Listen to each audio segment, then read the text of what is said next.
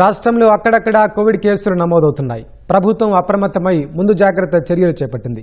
పుణేలోని ప్రయోగశాలలో పరీక్షలు నిర్వహించిన తర్వాత ఇది ఒమేగా RF5 అని నిర్ధారించినట్లు నిపుణులు తెలిపారు.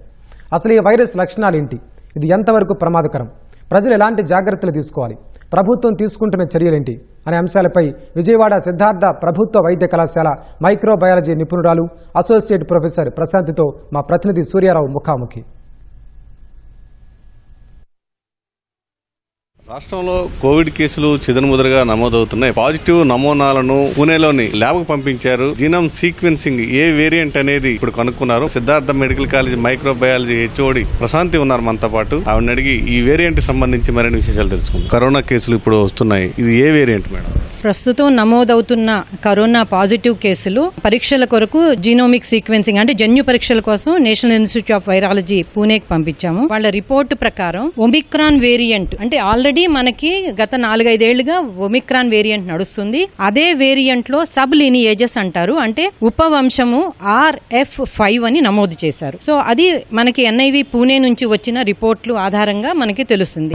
ఇదేమైనా ఆందోళన చెందేంత వేరియంట్? యాక్చువల్ గా మనము ఈ RF5 వేరియంట్ గురించి WHO వాళ్ళు ఇచ్చిన నివేదికలు కానివ్వండి, CDC ఇచ్చిన నివేదికలు కానివ్వండి పరిశీలిస్తే ఈ పర్టికులర్ వేరియంట్ ఒమిక్రాన్ లో RF5 అనేది దీనికి ప్రత్యేకమైన ప్రమాదకరమైన లక్షణాలు ఏమీ లేవు. ఇది ఇంతకు ముందు ఉన్న అన్ని ఉపలీనియేజుల మాదిరిగానే సీజనల్ కరోనా ఇన్ఫెక్షన్స్ కాజ్ చేసే వేరియంట్ కిందే గుర్తించారు. సో ఇప్పటి వరకు దీని వల్ల ప్రత్యేకంగా వ్యాధి తీవ్రత కలిగించిన దాఖలాలు లేవండి. సో ఇది కూడా సాధారణమైన ఇన్ఫెక్షన్స్ లాగానే ఉంటుంది. ఈ వ్యాధి లక్షణాలు ఎలా ఉంటాయి, ఎలా మనం మేల్కోవాలి? జనరల్ గా జలుబు, దగ్గు, గొంతు నొప్పి, జ్వరము లేదా ముక్కు దిబ్బడ, ముక్కు కారటము ఇలాంటి కొన్ని రకాల లక్షణాలు కనపడతాయండి. ఇవి చాలా రెస్పిరేటరీ ఇన్ఫెక్షన్స్ కి ఇంచుమించుగా ఇవే ఉంటాయి.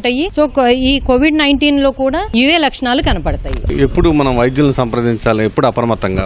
ఈ వ్యాధి లక్షణాలు సాధారణంగా ఆరోగ్యవంతంగా ఉండే పౌరులకైతే కేవలం హోమ్ ఐసోలేషన్ లో ఉండి గమనించుకుంటూ ఉండాలి.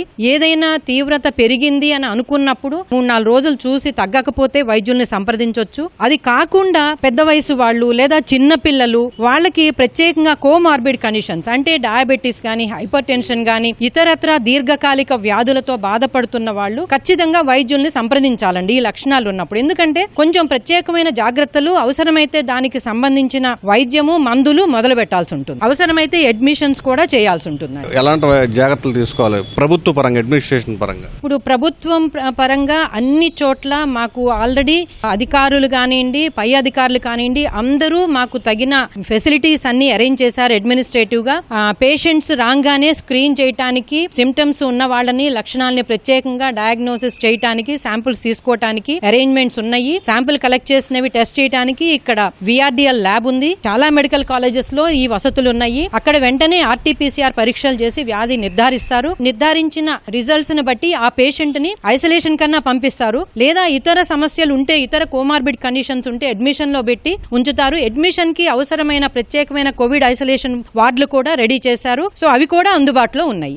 ప్రజలు అయితే ఆందోళన చెందుతున్నారు. గతంలో మనం కోవిడ్ వేరియేషన్ చూసాం, ఇప్పుడు అలాంటి పరిస్థితులు ఏమైనా ఎదురయ్యే అవకాశం ఉందా? కోవిడ్ అనేది ఒకప్పుడు చాలా తీవ్రమైన అనుభవం ఉన్నది 2020లో. దానివల్ల ఆ పేరు వినంగానే కొంత భయభ్రాంతులు అవటం సహజం. కానీ ఇప్పుడున్న నివేదికలు మనకు ఇచ్చిన WHO కానివ్వండి, ఇతర ఆరోగ్య సంస్థలు ఇచ్చిన నివేదికల ప్రకారం ఒమిక్రాన్ RF వేరియంట్ అనేది ఏమాత్రం ఆందోళన పడాల్సింది కాదు. ఇది సహజ సిద్ధమైన సీజనల్ రెస్పిరేటరీ ఇన్ఫెక్షన్స్ మాదిరిగానే ఉంటుంది. కేవలం ప్రత్యేక కోమార్బిడ్ కండిషన్లు ఉన్నాళ్ళు మాత్రం జాగ్రత్త వహిస్తే సరిపోతుంది. సాధారణ వేరియంటే, దీనివల్ల ఎలాంటి ఇబ్బందులు ఉండవు, వ్యాప్తి చెందదని చెప్తున్నారు. మరోవైపు ఒకవేళ ఎవరైనా కోవిడ్ సోకినా కూడా తగిన జాగ్రత్తలు, ఏర్పాట్లు చేశామని ఆవిడ చెప్తున్నారు. కెమెరామెన్ సాయితో సూర్య, ET న్యూస్, విజయవాడ.